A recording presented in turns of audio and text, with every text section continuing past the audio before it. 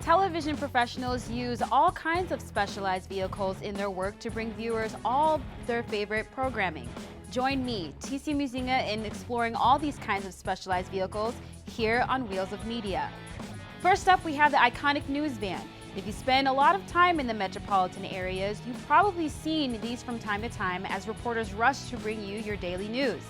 We were able to get a special behind-the-scenes look at the news vans of one of our local television stations. Check it out.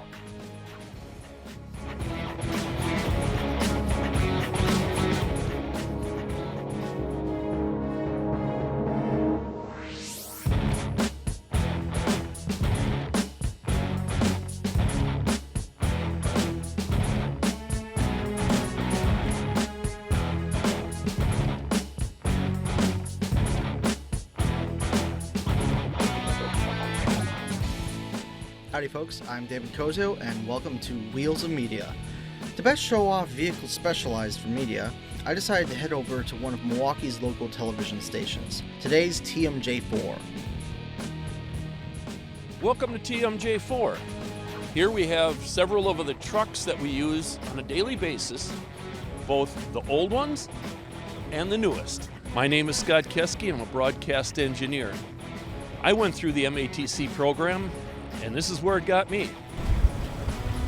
To give you an idea of how technology has changed over the years, in the 1980s, we would use a portable cart like this so we could broadcast from high-rise buildings. We simply point this antenna out the window to our receive tower at Channel 4. In the late 1980s, we updated our equipment to compete with other stations around the country. By doing that, we went to a satellite truck. The satellite truck has two different modes of transmitting a TV signal back to the station. The tall tower you see is extending about 55 feet up, and that beams a signal back to our tower on East Capitol Drive, much like a flashlight beaming a beam of light. The second feature on this truck is the big satellite dish. The satellite dish actually is shooting a signal 25,000 miles away up on the southern horizon to a specific satellite. And then back at the station, they can downlink that signal. This vehicle would be used primarily at remotes outside of 45-mile radius of the station. The advantage here is that it doesn't matter how far away we are, we can always beam a signal back. This truck primarily covers breaking news. Tornadoes, big fires, major accidents, plane crashes, that type of stuff. So it's very useful throughout the country. In 2008, we updated our fleet by going to digital trucks. The technology had changed from analog, and we were willing to invest a lot of money in trucks like this. On this truck, it has a 50-foot mast as well, but it has a saucer-shaped dish at the top to help focus the beam, sending it back to the receive site. Inside the truck, we have controls for a robotic camera that is also located on the mast. Microwave trucks need to have line of sight with the tower they are transmitting to. While theoretically microwaves have infinite range, atmospheric interference, obstructions like trees or buildings, or the curvature of the Earth typically limit the range to under 40 miles. In 2010, we bought a new satellite truck. The truck you see behind me has the same features as the previous satellite truck, except everything in here is digital. We can accept signals into it that are analog and convert it to digital. We can use analog audio, which is like a microphone that I'm holding, and convert it to digital. And we also edit in the truck strictly in digital. Welcome inside the truck now. This is our satellite truck. Over here you see color bars. We use that as a test pattern and tone as a audio reference for establishing a microwave signal. It's also used for satellite. Over here is our satellite receiver. The dish up on the roof transmits, but it also receives. We have a controller to move the antenna, and by simply moving it down, the picture pops in, and up here is a spectrum analyzer showing me the signal that I'm receiving. We also have on the roof that parabolic dish that we use for microwave transmitting, and it's actually shooting to a spot way up on our tower.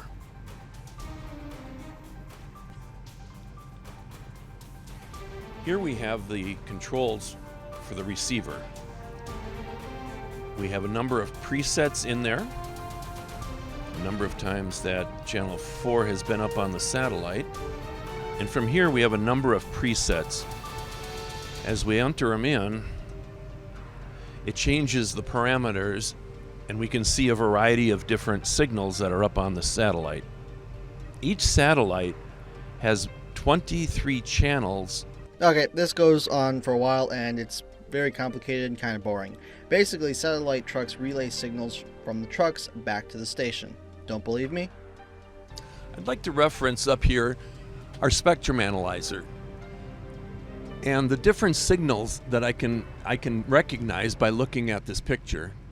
A real wide signal like this is generally a network, CBS, NBC, ABC, where they multiplex many channels together. When we transmit from our truck, it's a single channel, and it looks like that. Let me explain a little bit about our microwave antenna and how it works. If I punch it up here, you'll see our mass camera has taken a picture of our tower located right behind the TV station. And as we go up it, you'll see a variety of different antennas. Here, I'll kind of move over and show you some of these that are used for all different communications. It's not necessarily just channel 4. Closer to the top are the antennas that we use for this microwave signal.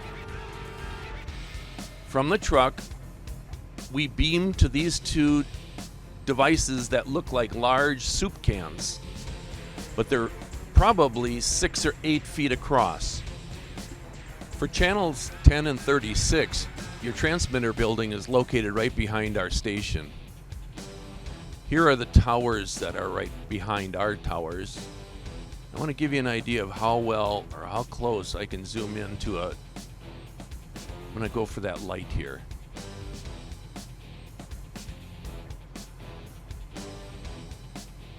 That's because our mast is moving and the camera's on the top of the mast. That's why it's so wavy. But we can actually zoom right into things that are so far away, and yet it's very clear to see.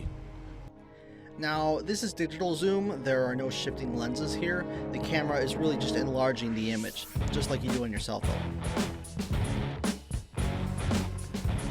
Today's technology is so advanced that now a simple single rack unit device is the transmitter for the microwave that we have on our roof. Neil Armstrong used it on his first walk on the moon, and it took up 2 full racks of equipment to make that happen.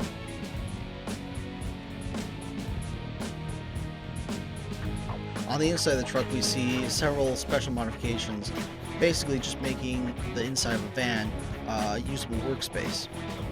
Built-in telephone. It's always a good idea to bring some tools into the field. Workspace customization is required for workspace comfort. Like a microwave. Yo dog, I heard you like microwaves. So I put a microwave inside your microwave truck so you can microwave while you microwave. Another fact that's kind of interesting, it doesn't take much power to establish a microwave signal or a satellite signal because it's line of sight. For our TV tower in the back of our building, the antenna is located about 900 feet up our tower.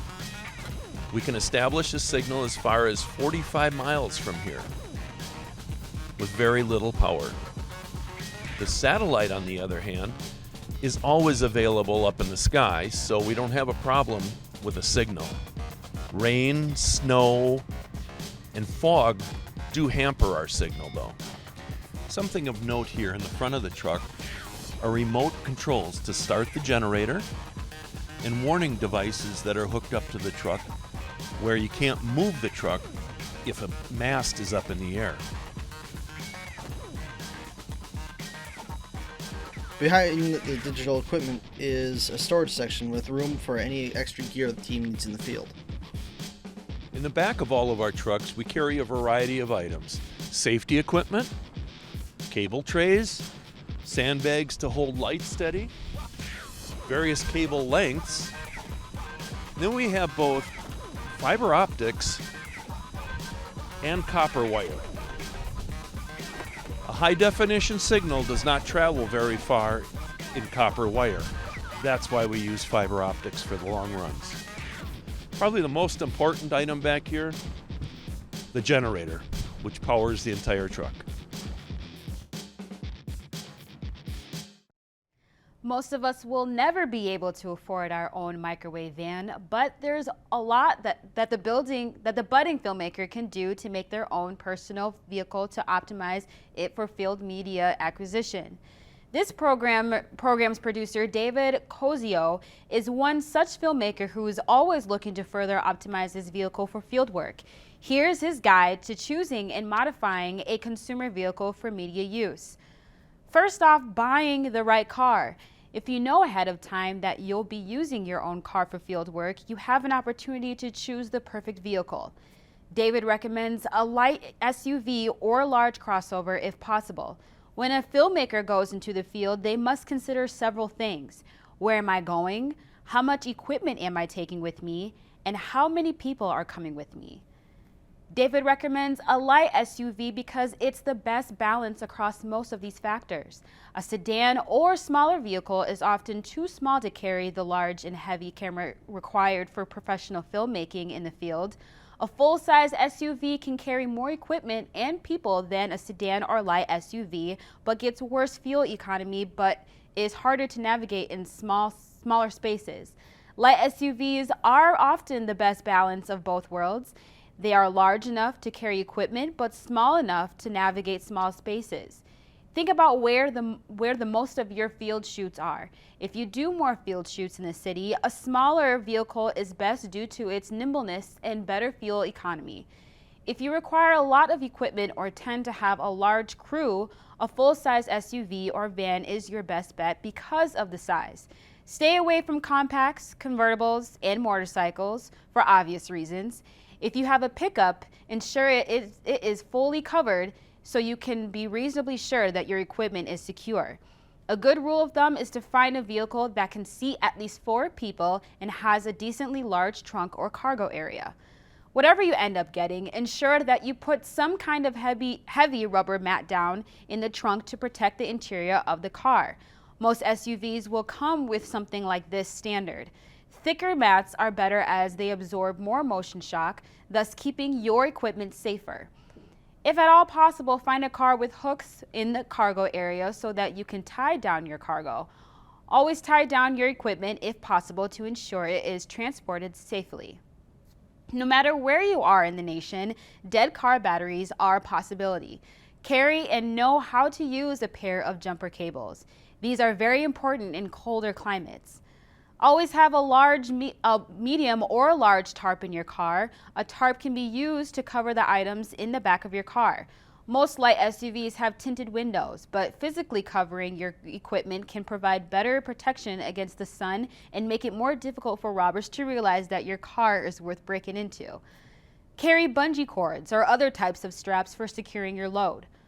Have portable battery-operated emergency lights in your car at all times. These lights have bright LED bulbs and are magnetic, so you can attach them to the side of your car if you get stranded.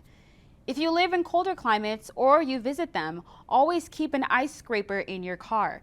You will need it to de-ice your windshield in the mornings. Also keep a small shovel in your car. If your car gets stuck in the snow or sand, you can use it to dig your way out. Buy a small toolkit for your car. Even if you've never used it to work on your car, you will likely need tools to repair your equipment in the field at some point. Ensure your toolkit has at least a socket set, a screwdriver set, and pliers. If it does not all have these basic things, it will probably be able to help you. Have a blanket in your car. A blanket can be used by you in the cold or to pad your trunk when you carry fragile equipment. If you go on shoots in the wilderness or the country, consider investing in better suspension and tires with an aggressive tread. It's worth looking into buying a fisheye attachment for your rearview mirror. Many field shoots will take you to locations with large crowds, and having a better angle of view can help you better navigate them in your car, especially when in reverse. Buy a cradle for your smartphone. Most smartphones have the ability to use live navigation apps. Holding the phone while driving is dangerous, so use one of these cradles so you can keep your hands on the wheels and eyes on the road. And don't text and drive. Seriously, don't. A CD holder that fits behind the visor of your car is also a worthwhile investment. While storing CDs is nice, they are best for holding papers you need in your car, like parking passes and ticket stubs. Ensure you have a paper copy of your local map. If you lose reception with your cell phone, you will need it as a backup. Sunroofs are nice for shooting through or more easily mounting external cameras. They're not a necessity though. Some cars have other features built in that can make field work even easier. For example, the 2004 CR-V has a built-in table with extra storage underneath. These are all things you can do for your own car. Now let's take a look at what professionals can do. The following is what happens when professionals take a stock Chevy Suburban and modify it into a fully functional storm chaser. And now I'd like to introduce you to our latest vehicle in the fleet, a 2016 Chevy Suburban Storm Chaser. Unlike the van, which is bought as a news van, the Storm Chaser is a retrofitted 2016 Chevy Suburban. At its core, this truck is the same as the consumer model that anyone can buy. And no, there is no siren. There's a number of devices. Here we have a robotic camera, good with night vision. This small device is used to capture the weather conditions wherever we're located. Temperature, humidity, wind speed, things like that are calculated inside the truck. There are a number of devices up on the roof, but probably one of the most important is a cell phone amplifier. This truck runs primarily off of cell phone service. And the small antenna you see now is for off-air antenna for the big screen TV.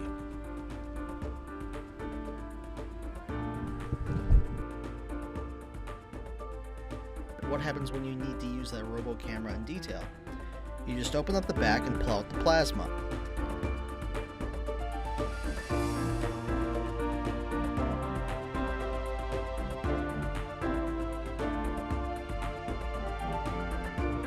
This camera is operated by this remote. When we're on location with this vehicle, this is one of the big attractions for people to come and watch. And what the meteorologist does is switches between his weather graphics and the people around us. We've now moved into the front seat of the truck. The remote works up here too. The cord is long enough to reach to the front. What we have here are a number of monitors.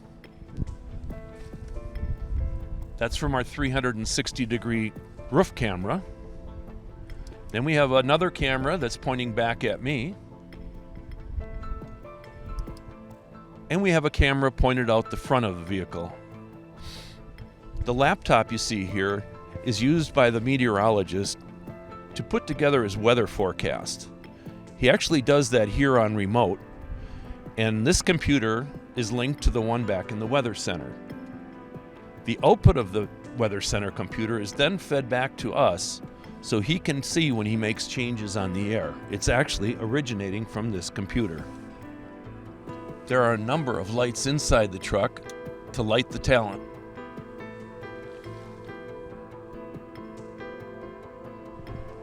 What you're looking at here in the back seat is the rack of equipment. Basically, it's a one-man band. You really don't have a lot of switches to deal with once you're moving. But there's a lot of electronics. Earlier in the show, I talked about microwave signals and satellite signals. Technology has changed so much that now all you need is this backpack.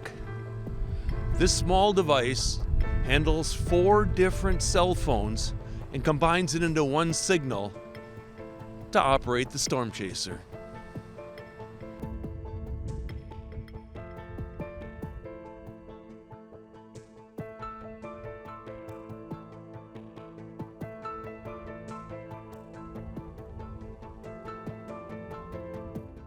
Special shout out to Scott, Keski, and today's TMJ4 for their help on this project. I hope you've all enjoyed this look at the specialized vehicles used in media. I'm TC Muzinga, and this has been Wheels of Media. Good night and take care.